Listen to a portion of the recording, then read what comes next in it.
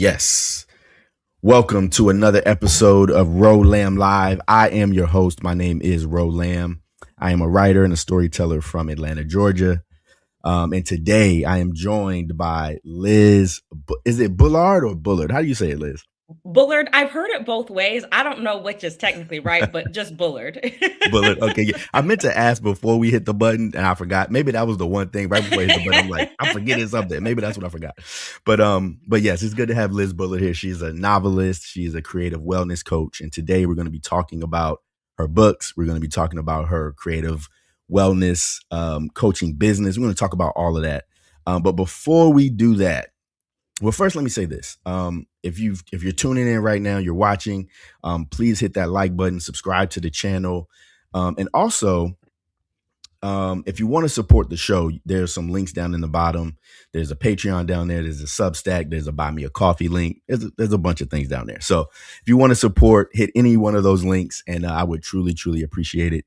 And so now, before we get to the meat of the interview, the meat of the conversation, I want to start with the question that I love to ask. And that first question is, Liz, what is inspiring you right now? What are you reading? What are you watching? What are you listening to? What's getting the creativity going for you right now? Wow, that's a great question. It's so much better than how are you? Yeah, you know what?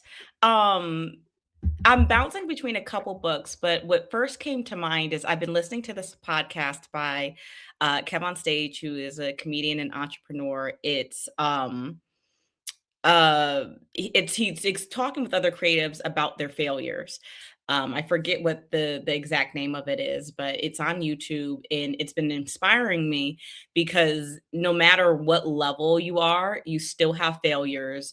You know, they all had humble beginnings. It wasn't this overnight success. It takes time. And so it's really been inspiring me to just keep creating, keep going, not letting the small stuff, get me stuck. Yes, that is that's such a huge thing. Like when you talk about like not letting the small stuff get you stuck, because it's so easy for the small stuff to, depending what it is, depending how your makeup is, right? You're like, Hmm. it could be that thing that you just sort of get fixated on, you know what I mean?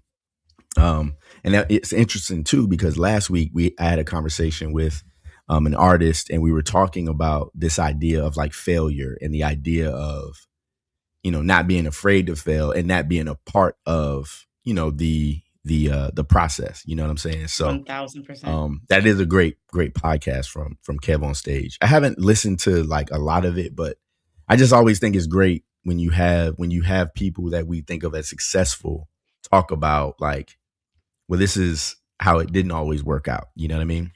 Absolutely, because like, you just see the monolith of this person, and you're like, "Oh, it must have been so easy," and it's like, "Oh, wait, you had a similar failure or a similar thought." Like, it's like, "Oh, I can get there too." Right. Exactly. So for me, I actually made a post today on my Substack, what's inspiring me. And one of the things that I put on here was Founder, which is I think they're like a magazine or they're like an entrepreneurial magazine, Ooh. but they put up a post. I don't know when they put this up, but the first carousel says too many choices. And it basically goes through and it talks about how like when you have too many options, you can get paralyzed. Mhm. So definitely check out my Substack and definitely, check out that post because I think for me, that's one of the things I think about a lot with my creativity is, there's so many, like right now, even on my walls, I have 3 or 4 different stories that are outlined on the wall right now. Like, and so it's like sometimes you give yourself too many options, too many, choices. It's like, well, I could do this, or I could do that, I could do this. And you find yourself stuck, right? You find yourself paralyzed. 1000%. Like, decision fatigue is so common amongst creatives and founders and entrepreneurs because, like, you're always thinking and making choices, and even though they're exciting, and there could be little choices, that's taxing on the brain, and so, like, yeah, like, if you're just, like, in that paralyzed state, give yourself less options or just time not to think, but, like, that's so real. Right. Um, so yes, that was great. Thank you for sharing that, Liz. So now I think I just want to get into I guess your origin story, right? How do you describe yourself, and how did you get to the place that you are now? Oh, I love that. So, I think how would I would describe myself as like in progress, right? So I will give you the Mm, overview, right? So the Instagram worthy is just, therapist, author, and creative wellness coach. But that all started, I would say, during the pandemic. So during the pandemic, I was working at community mental health as a therapist. And I remember chatting with a friend and we were talking about self-care, and she asked this question: is your current self-care routine enough? Matter of fact, I had her on a podcast I was doing at the time, and that question came up. And it made me think, and I said, it's not, right? I was going to work, it was during the pandemic, dealing with all of that, and I was doing some little stuff for my self-care, but nothing that I could truly say was restorative. So when she said, a friend, group of us are getting together, we're not writers, but we're going to do some writing prompts to build connection. So I said, I'm going to commit to doing this every morning. So like during the pandemic, every morning I would get up 8 o'clock and I would write with these folks before I would go to work. And that was a snowball into so many things, right? Not just writing, but my entrepreneurship journey. From there, I kept challenging, those imposter syndrome feelings and all of those things that come with the creative process. And in hindsight, I think that helped me go into entrepreneurship as early as I did. I wanted to leave my job. I wanted to start my private practice. And, I did that about, it'll be 4 years in August. And I Flex on them, think, flex on them. thank you. And I think that creative journey, I think that challenging those things really helped to take that leap of faith. Yeah, yeah. So The you were a therapist. therapist Mhm. before you were a writer. If you would have told me that I would have been an author, I would have said, "You're joking. I could never do that." I never saw that as Wow. something. Yeah, I've always been a reader, always been a reader. And the one time I tried to write, I was a kid and I was writing about a unicorn and chili dogs, the things I loved as a kid. And that was it. I was maybe 8 years old, but never wrote until the pandemic. That is mind-boggling to me. Um, so it, I mean, I have a list of questions here, but now I have questions about this, and Yes. I'm just trying to think what was that like to. So for myself, I grew up writing. Like I've Mhm. always loved to write, and so I don't even know if I've ever had a conversation with somebody who was a writer, and they said, I just found this, 5 years ago. What was it like finding that? I mean, do you have a love for writing? Yes. You know what? I didn't think it was accessible for me. And like when we talk about being Mm, able to see yourself, it is important. I love to read, and I thought like passing thought of being an author, but never anything viable. Like I went to a creative arts high school and I wanted to be a film editor, but like that was as close to storytelling as I thought was possible for me. But then during wow. the pandemic and learning about Kindle Vella and doing all these different things, I was like, "Oh, I can do this." But I thought you had to go to Mm, school to be an author. I thought you had yeah. to have this other path. So, I think had I known that, maybe I would have found it sooner. That is so interesting. It's leaving me a little speechless. Like I just have so many questions and thoughts. So I think one of the things that I'm thinking about is what was your learning curve like? What was Um, the like? Did you feel like you picked up on it really quickly, or what was that process like? Yeah, that's a great question. I think what allowed me to keep showing up is it started out as self-care. And then again, we were a group of people like Yes. we're not writers, we're just doing this, and we were just doing challenges together, right? The pressure wasn't there until, NaNoWriMo. Was working on, um actually, no, it wasn't New Moon, it was Portal. So, Portal is the second book in the series, and I remember seeing Tabitha's the main character in the series, and I remember, the prompt was Leo, New Moon, Portal, and I Mm, remember as soon as we had that prompt, we had 10 minutes. And I remember seeing this woman with curly hair. There's a portal where whipping, and you have this man standing and saying, "You have 3 minutes to cross over with me to save my people or they're lost." And that Wow. was as far as I had gotten. And then we had another prompt, and it made me think of a little bit more and a little bit more. And that was it. It was just this on and off thing until NaNoWriMo. And during that time, I got really stuck.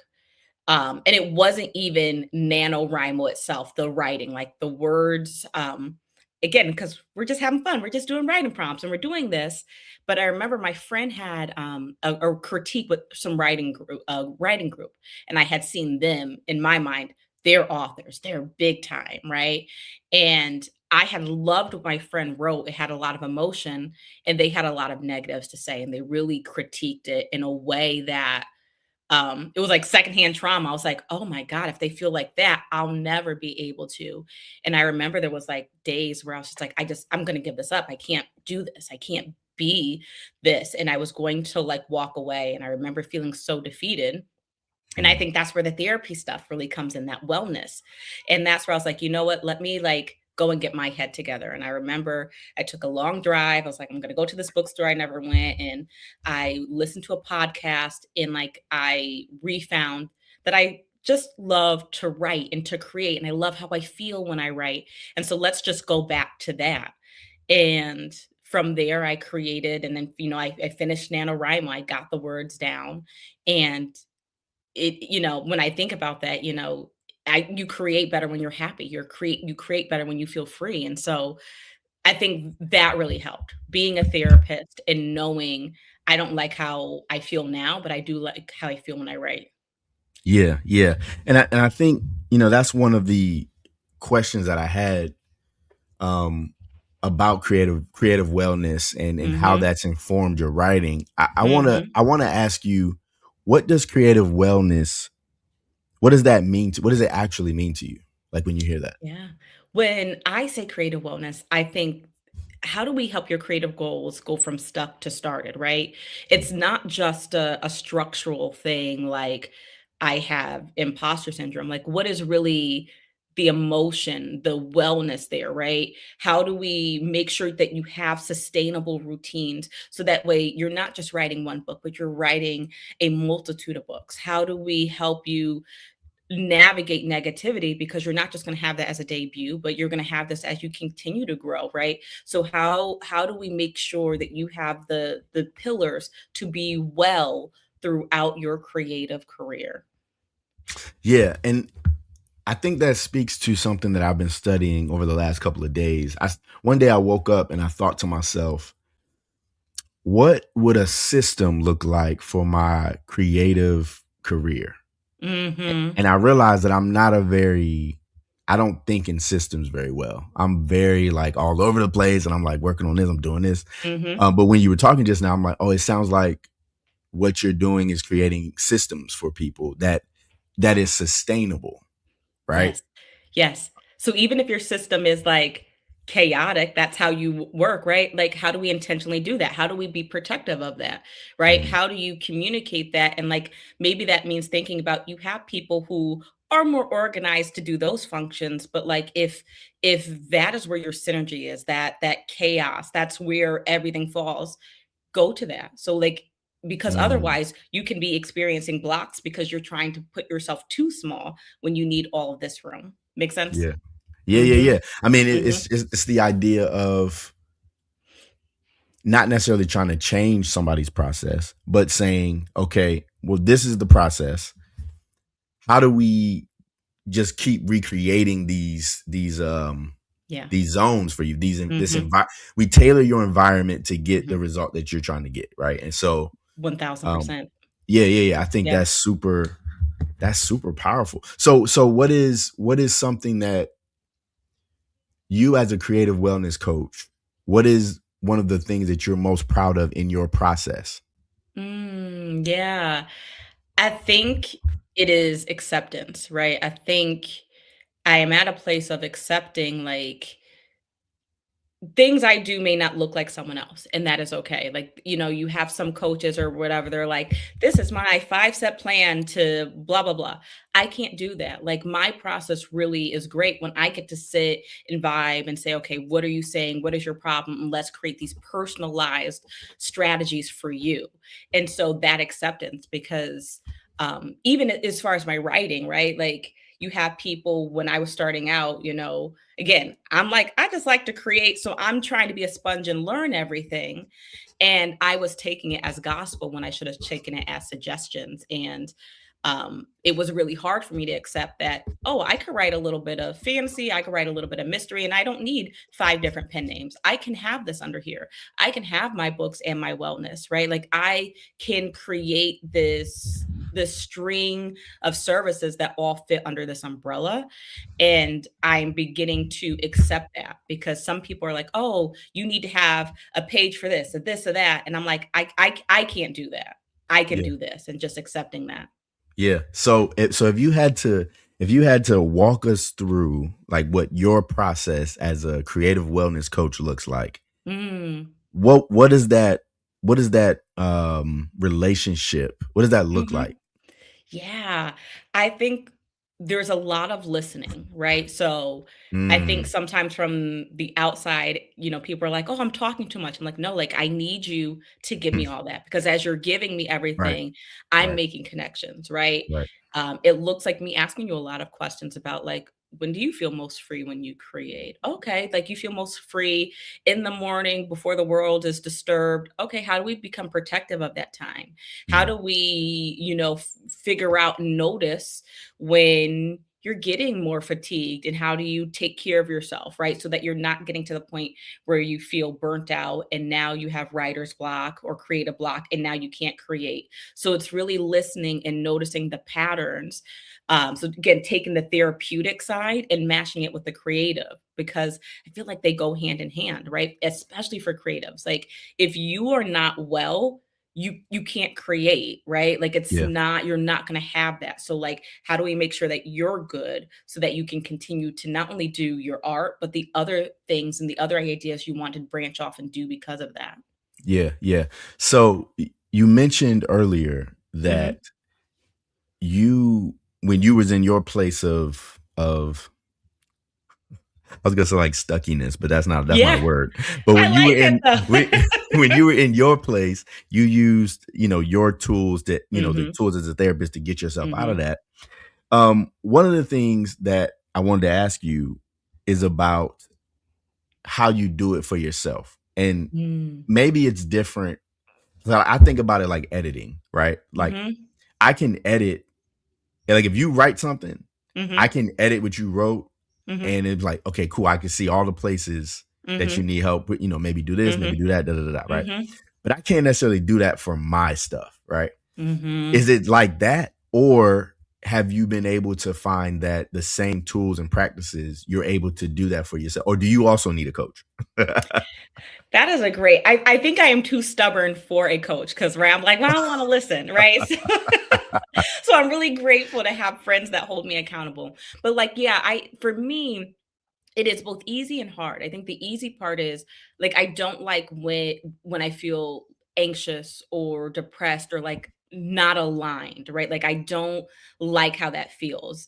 And I think that's just from, being in that place for so long. I'm very familiar of, like, we're in that place again. What do we need to do? And so, like, just the repetition of having those moments and learning, like, oh, okay, this means something is off, let's explore what that is. And, like, sometimes it's by, like, talking with friends and, like, venting, sometimes it's by journaling. But I kind of operate like I cook, right? Like, oh, okay, you taste here, you need a little bit of this, you need a little bit of that. What do we need to balance everything?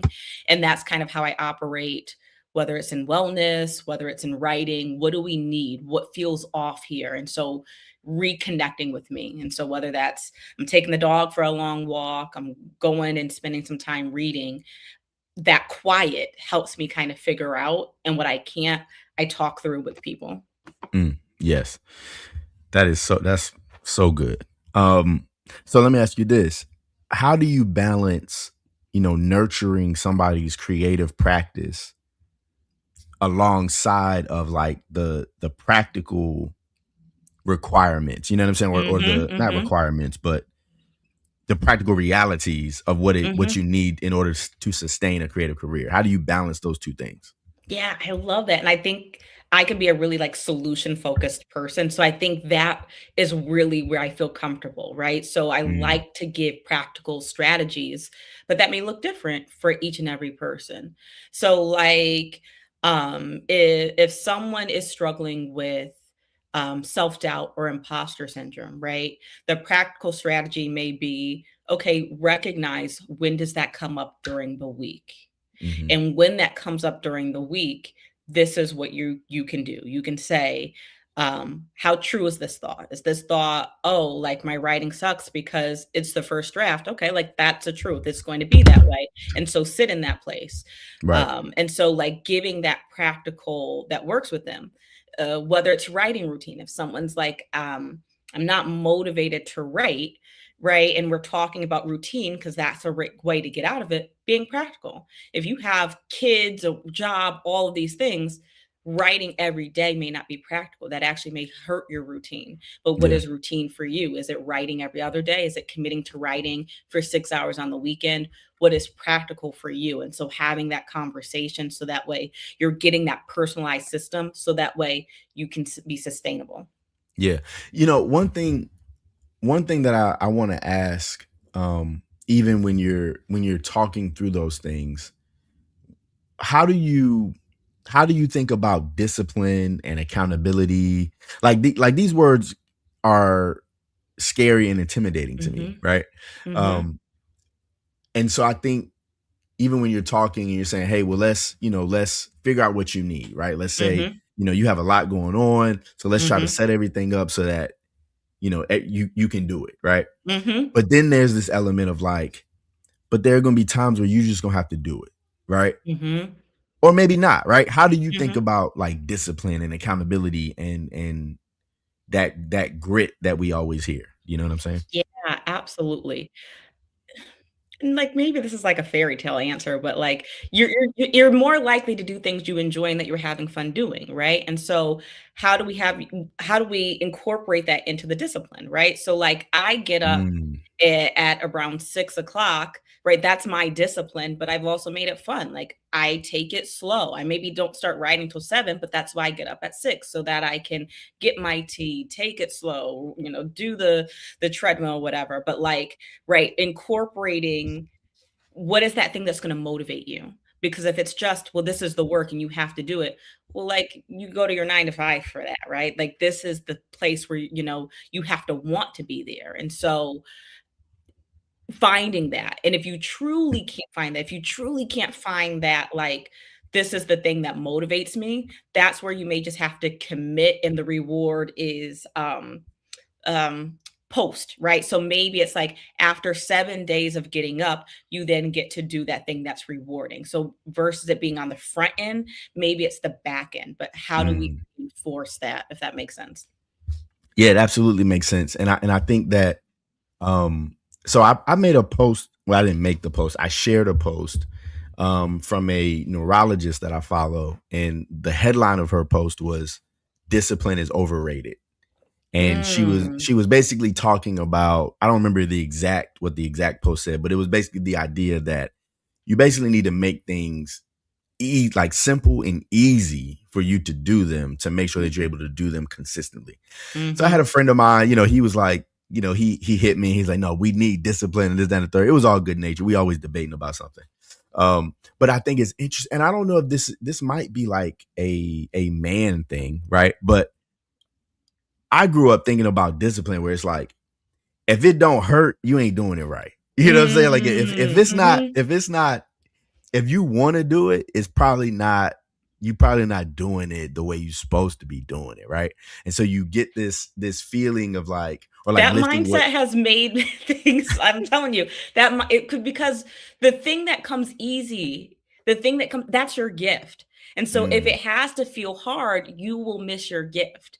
And that is something I'm slowly unlearning because I sometimes minimize even the wellness part because it Yeah. comes so natural, but it's only natural and easy because that's the thing I'm supposed to do. And Right. so it is, again, like there's stretching is important, right? Like you're that tells you that you're moving to that next level. You're pushing out of your comfort zone. Right. So it's like but like, Yeah. yeah.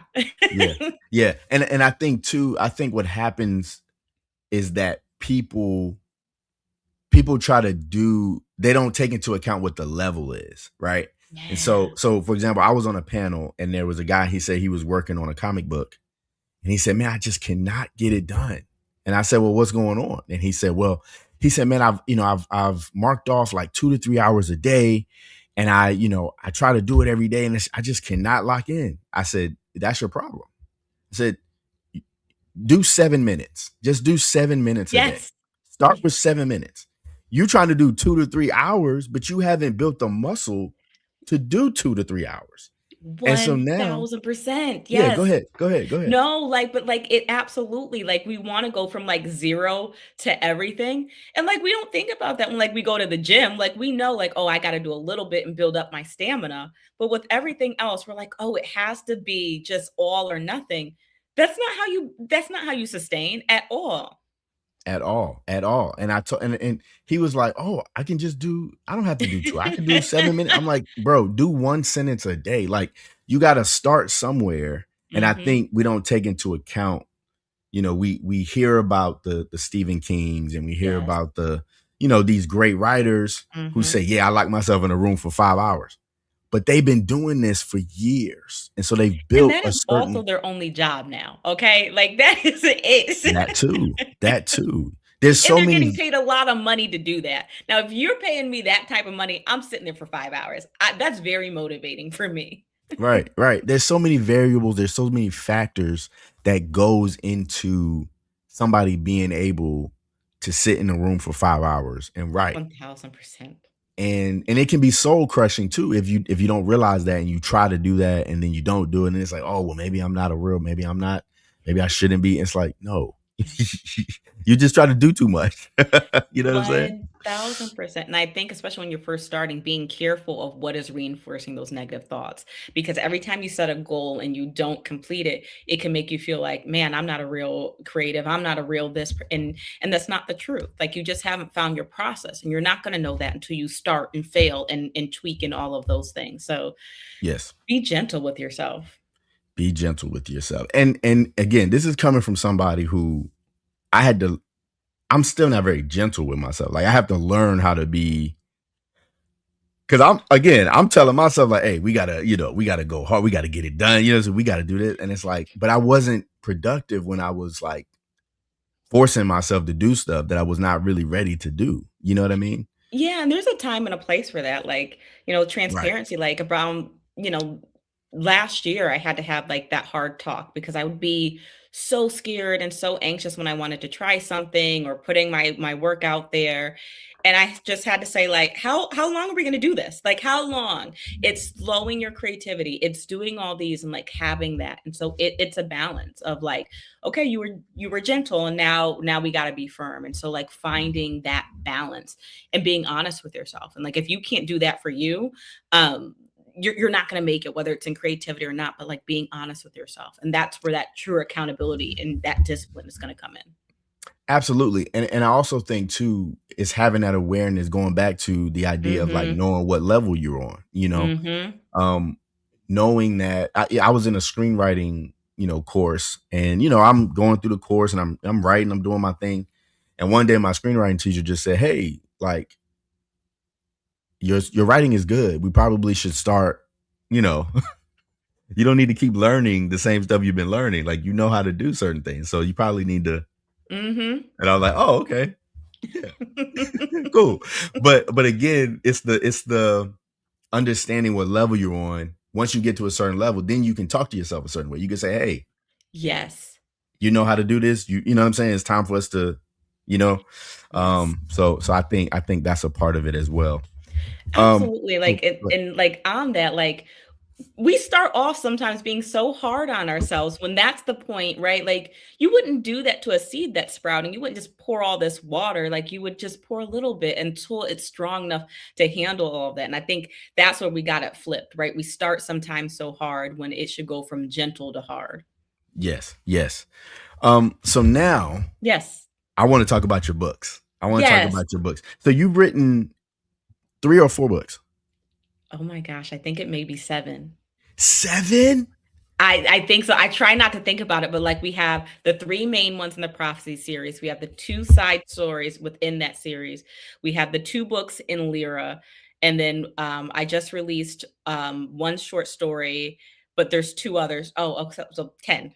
There'll be 10 Okay. by March. Okay. So you count your short stories as books as well. Correct. Yeah. Okay. Okay. Gotcha. Okay. Wow. So I'm impressed. I'm Yay. flabbergasted. I'm like, you've been doing it. I've been working on my first novel for like since COVID. You know what I'm saying? So Mhm. like, man, that is incredible. What how have you managed to be so prolific? Oh, yay. I love that. Thank you. Thank you. Okay. I think a couple of things. So, one, I do think it is that discipline, but that discipline only came because I really love to write.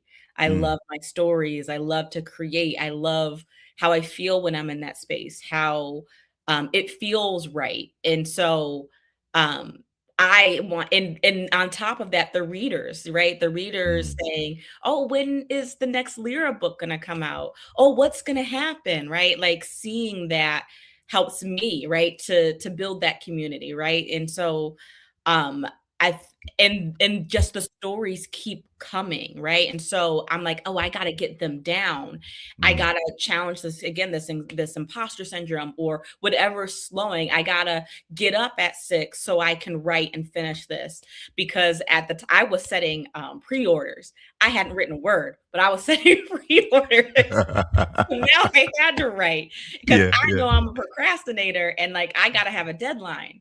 So this year I'm doing things a little differently and not setting any pre-orders. And because I have that discipline, right? We talked about those levels. Now I'm committing to writing so that I can market and do this better and it be sustainable. But in yeah, the beginning, it was just the fun of it was reinforcing. So I kept going and the yeah, characters kept showing up. yeah. Flex on them. So, Mhm. so, do you find yourself drawn to a certain theme or a certain through line Mhm. throughout your stories? Like, what kind of stories um are you drawn to? If that Yeah, makes sense. I think the thing that is common are people, right? The characters come first, and as I'm like the I'm sorry. therapy never leaves. The therapy never leaves. Like I can't. Yeah. So them, right? Whether it's like this woman who's anxious about being the chosen one and feeling like she's really small, or Mm, this mom who's a warrior and just wants her family, or this woman who has dreams and thinks she's crazy and all of that. And so, um, people right now there tends to be like a mental health kind of theme, but there's other stories where I'm like, oh, this is just about a character. I don't see the mental health. And so mm. I think ADHD, you like just whatever comes. Yeah. So how do you balance the character piece as well as like the magic and the action? Because I haven't finished reading your book, but I started reading your book and I'm like, yo, this is, it's got the action, it's got the fighting, it's got, so Let's go. what's the balance? Like how do you find yourself balancing those two aspects of your stories? Probably not a great answer, like, but I don't think that hard about it. Like, I truly try not to think hard about it. Like, literally, like, okay, like, what would this character do, right? Like, what would this woman who's a warrior and who stands in her business and strength say when her husband tells her he's going through this portal because I gotta find like what is she gonna do, right? And so like I just take it there and like what's next, like going back to that cooking, like what does it feel like this needs next? And like in the beginning, that was really hard because I'm like, I don't know what I'm supposed to do here. And people were saying to plot and to follow this thing. And I couldn't do it. Yeah. Every time it slowed me and it made me feel worse. So I was like, I'm just gonna say what's in my head and what I see in my brain. I'm gonna put it down. Yeah. And that's how I balance all that. And then when I edit, I'm like, oh, it feels like this is missing and that's missing. And then the art team has been really helpful because Mhm. when I'm like, this is done, and I send it to them and I take any little feedback they have and then I strengthen it on the last read through and then I put it out. But like, take the pressure off and just like, what do you see? What's next? And put it down.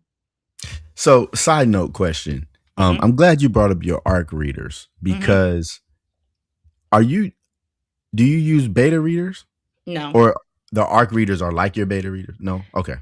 Um, No, no, I won't say they're like beta readers because like I know people are like, "Oh, I'm going to send these 5 chapters and see what they say." No, like I'm going to tell this story the way that it needs to be told. And if there's something glaring when I send it out for those reviews and things, I will take it under consideration. So like Sleeping Beauty, that's book 1 in the Lyra Sommers mystery, right? The first time I was writing a mystery and it was the first time I did an advanced reader team and they were loving the story, loving the character. But some of the critique was they thought she was too mean, too hard. And um, that didn't resonate with me. I'm like, I stand by who she is. Now it's my job to demonstrate to you why she needs to be that way. So as I'm going through, I'm looking and making sure that I did that. I did my role as the author. I think no shade to anyone who uses beta readers and all that. I think sometimes people listen too much to them and they lose their story. At the end of the day, you are the CEO, you are the director, you're the lead here, and like take their feedback. But like Febreze, all these companies, they're not just changing everything because people don't like it. They're saying, okay, I'm going to use this as information to make my decision. Like let them inform versus steer your story. Yeah, I totally agree. And I think I asked that question. So me and my writers group, we've been having this conversation. I think people confuse and mix up beta readers, ARC readers, and Mhm. editors. And so Mhm. you have people who are like saying they're beta readers and they're doing like or they might be asked to do the job of what an editor Mhm. does, or they think they're supposed to be doing the job of what an editor does. Mhm. Then you got ARC readers. So in my mind, you got like beta readers who are like reading like early drafts and they're Yep. like, this is how it's coming off, whatever, you take that and Mhm. you do what you will with it. By the Exactly. time you get with an ARC reader, in my mind, the ARC reader is just reading what you've done and they Right. say, I either like it or I don't like it. But at Right. that That's point, like it's your like, review, your promo. Yeah. right. And then obviously the editor is like the person that Mhm. is, actually giving you, in my mind at least, going to give you advice or suggestions Mhm. that you're probably more often than not going to take, or you're going to at least try to figure out how to address whatever that, you know what I'm saying? One 1000%. Now, I will send when I get to the point where I'm sending it to the editor, I send it to the ARC reader. So that way when I get the feedback from Yeah. the editor, I also have the feedback from the ARC readers, and so I can decide, okay, what am I sitting with? I now have all this information and can decide what I'm gonna do. See that? So I would call those beta readers. I wouldn't call those ARC readers Really? because I would say an ARC reader is like when you go on like NetGalley and you Yeah. get it's like the book is finished. If you once you get Well, an ARC, so sometimes on that galley, I will get it when it's still in editing. oh, okay. Yeah, so that's the only reason. I was like, "Oh," like, cause like, I'm like, "Oh, I like this." Yeah, I yeah, said, yeah. "Imma steal this idea from the publishers." Yeah. I'm like, cause like, now, cause I'm like so I'll get it to the point where it's like, I'm not changing anything structurally, like, it Right, is like, I just need the grammar and all of that done, right? Like, I'm not doing anything developmental, so, right. like, and also, like, last minute, I'm a procrastinator, so now I needed to go out to y'all because this is coming out in, like, a couple weeks, so I need the reviews and I need this We already done. got the pre-orders out. We got to hurry up. Right, right, so, like, The we show don't gotta stop. right, so unless you're just like, there's, like, a chapter missing, nothing's changing here, but so I guess maybe they're like beta readers, but like I'm really sending it to you just to get the reviews.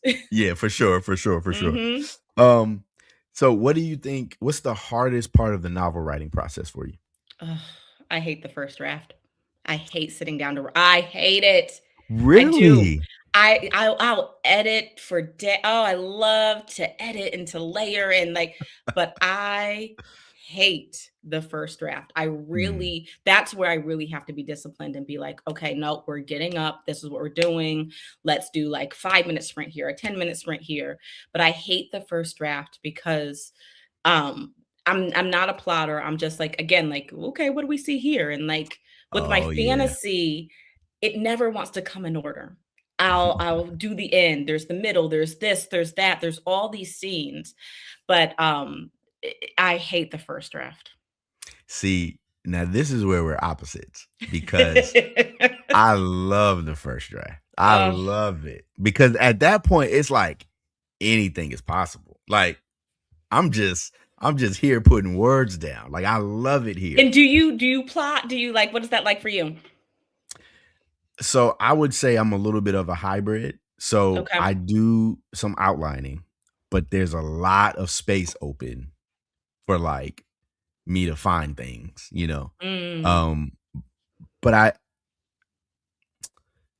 I want to be more of an outliner though, because part of the reason why it's taking me so long on this novel is because I did no outlining, I did no planning. I just sat down and wrote. And it's been, it's been a wild ride. It's been a wild, wild ride. You know what I'm saying? Um, but yeah, so revision is difficult for me because I realize once I write a sentence, that's the sentence. You know what I'm saying? Like, I Mm. don't really want to change. Like, what I wrote is what I wrote, and I ain't really trying to change it. So I have to, I have to go through like a lot of like, all right, bro, like you got to change. I'm like, I don't know. I don't really want to change it. I wrote it already. So that's why No, like, I don't really like it. But I'm starting to find some love for it. I'm finding, yeah. finding my groove. Oh, and the other reason why I don't like revising is because I don't always know where to start. And maybe this is Mm. connected to what I wrote before, but it's like I wrote it there and I like it. Mhm. So how do I know what to change if I already like what I put? Anyway, it's just And that means it's you're done. That means you're done. That means no, you're done. but I also know it's not done. That's the thing. Like I also like I know like I like it, and I also know this makes no sense right here. It's a crazy space to be in. It's a crazy space Okay, to be I in. can't wait till you get done with like the revision and then like you're like, okay, this is what my process is going to be. Like that's going to be fun. Oh yes. You know what? This right here. This is the first draft of the novel that I wrote like 3 years ago. This is the How whole did thing you right like here. printing it out? I did that one time and I don't even know where that paper is. Yeah. So that's actually what helped me to break Really? Okay. through like, oh, I wrote this and I can change it. So when I was trying to do it on the computer, it was like I Mhm. was too like connected to it. Once Okay. I printed it out and I took like 2 to 3 weeks away from it, I printed Yeah. out. Then it like looking at it then was like, oh, this is somebody else.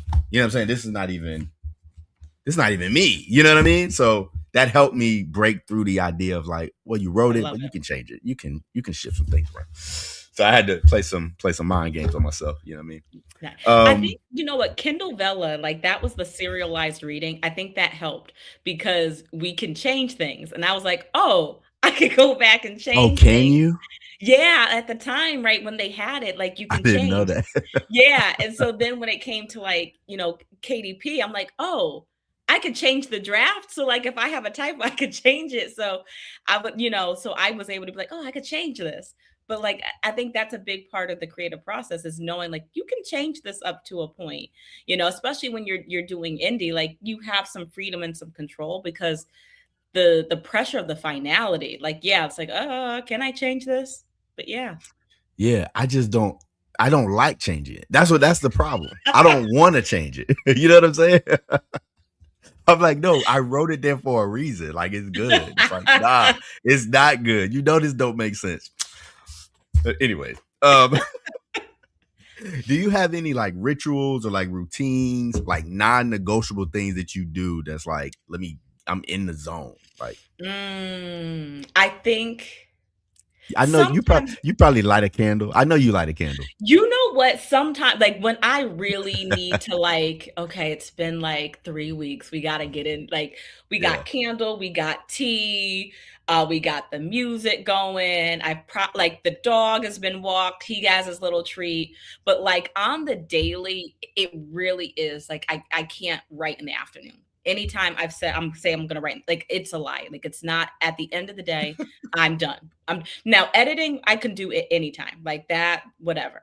But like writing, for me to get the best words, I'm up at 6:37 and I'm writing. Yeah, I have Listen, my tea and like that's it. there is nothing like an early morning writing session. Come on. What? Oh, What? Start yeah. your day off with that? I got up the other day at like 4 or 5. Had like Oh, a good 2 to 3 hours. Oh, yes. what a Yeah. day. What Yeah. a day. Right, and it's done. It's done, right? And, like, at that early time, like, sometimes it takes a couple of, like, start and stops before you get into the groove, but, like, by the time you're there, the words are done, and then I have a better day 'cause I showed up for me first before I showed up for someone else. Let me hit you with this quick side note though. Mhm, So mhm, I got up at 4 o'clock, right? mhm. I wrote till about 7 or 8. Yep, Oh, felt great. I'm like, what a day, right? yep. I get a call and they say, yo, I got tickets. I live in Atlanta, Georgia. I got tickets to the Hawks game. I can't go. You want these tickets? What? Of course I want these tickets. But it's MLK Day. So that Mhm. means, oh, I don't know how much you know about basketball, but MLK Day, they do like the whole lineup all day on TV where they Oh, play from like 1 to like 8. The last game is like 8 o'clock at night. Well, the okay, Hawks had the 1 o'clock game. So I'm okay. thinking I'm going to the 7 o'clock game, but it was 1 in the afternoon. What? So I go to the game and then I get home like 3 or 4 months ago. Do you know who Leslie Penelope is? The author? Mm-mm, mm-mm. Great fantasy author. I'm gonna have to put you on. Great Please. fantasy author. But I heard about a writing retreat that she's doing called Ink and Magic. And I Oh, applied that to it. sounds familiar. Yeah. Yeah, I applied to it like 3 or 4 months ago. I totally forgot about it. I get an email saying I got accepted. What a day, right? Oh my goodness. Yes! I got to get up early every day. You know what I'm saying? Like, That is a great motivator because it's like, right? Like, you listen. you Oh, that's never a know good what could thing. happen. You never know what could. It was a great day. Listen, my mother always says, "It only takes one day for your life to change. It only takes," so keep Listen, going. It only takes one day. listen. I was telling somebody too. I'm like, it's not very often that like I, go to sleep and I think to myself, this was a great day. But that day, I'm like, today was a great day. Like people was like, how you doing today? I'm like, you know what? Great. I'm glad you asked. Today I was love that great. for you. I love that for you. That is amazing. Oh man, okay. So that was my little sidebar. I love Um, it. Are we gonna hear more about, like, like, his journey on this writing retreat? Like, are we oh gonna, for sure. like, oh, love it. Okay. It's not till May. It's not till May. So I got a little time before, but I'm definitely gonna be, filling Oh, people good, in and good. Leslie Penelope is so good. Like I gotta put you on her. You probably heard Please. of her because she calls herself Leslie Penelope, but the author name is like L Penelope, I think. I gotta see Uh, a cover. I gotta yeah, see a yeah, cover, and then yeah. I'll be I like, don't. "Oh, okay. Yeah, I think I have it upstairs. I'm gonna Okay. put you on when we Please." offline. I have a couple of more questions, and then we Yes, gonna get yes. out of here. Um, what do you hope? And this is connected to like the theme or the through line Mhm. question. But what do you hope that readers take away from the fiction from your work Mm. beyond just like the story itself? And to be fair, a perfectly acceptable answer is I just want them to have a good story. But what do you hope they take away from it? Yeah. When I think of Tabitha's journey in the Prophecy series, my hope is always that people realize you don't have to be brave to have a big destiny. Like, it really is a story about a woman feeling so small, so anxious, and still doing what she's called to do, right? We see all these great people. You have to be so strong to do your destiny. But like, I often don't feel that way, right? I often feel very intimidated and overwhelmed, and I can still go and do great things. And I wanted that to be her story. And I think I stayed true to that. When people are picking up Sleeping Beauty and they're looking at Lyra, I want you to know that there's so many people in my life who are so prickly. You've got to take some time to get through the hard shell because they've been through so much and they have this hard exterior. Whether you are that person with that hard exterior or you have someone like that in your life, be patient with people, to be gentle with them because that is just a way of keeping you away. And so I hope with each of the characters, there's something about yourself or about others that you're able to have some empathy about. Wow, that's great. I'm Thank you. I'm like tearing up over here. I'm like, man, Yay. this is great stuff. Yay. So that was my last question about your books.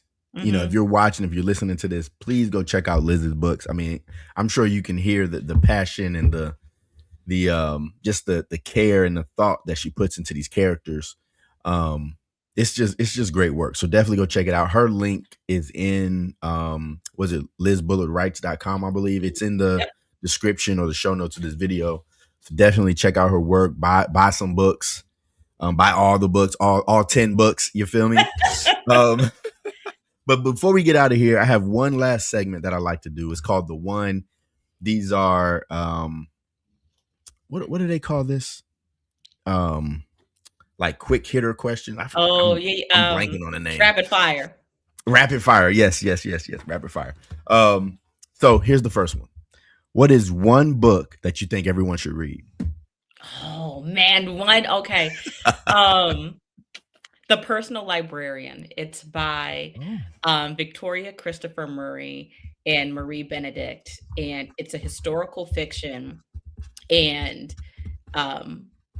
it's one of my favorite books that I always go to. I think that one, again, it's about a woman who's passing and just the history of that, and it was really good. Yeah. What's one piece of advice you would give your younger self?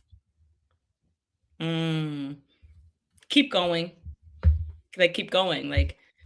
It gets better. Keep going. Dream bigger. Keep going and dream bigger.